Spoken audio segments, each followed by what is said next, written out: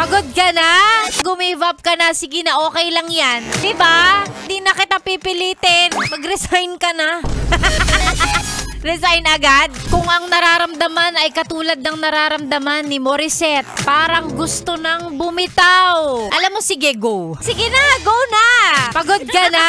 Gumive up ka na? Sige na, okay lang yan. Pagod ka na eh. Diba? Anong magiging silbi ng mga words of wisdom, mga motivation na ibibigay at ipaparinig ko sa'yo kung pagod ka na? Hindi na kita pipilitin. Mag-resign ka na.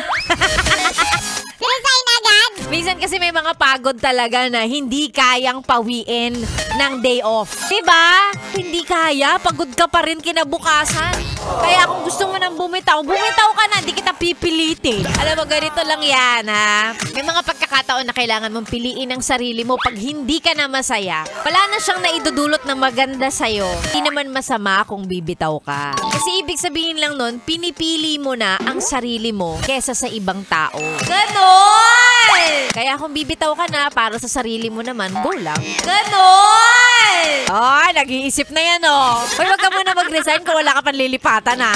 Eh, di nagutom ka naman nun. Mag-resign pag may lilipatan na. Ganon! Ganon din. Wag ka muna makapag-break kapag wala kang bago. Charot! Ganon!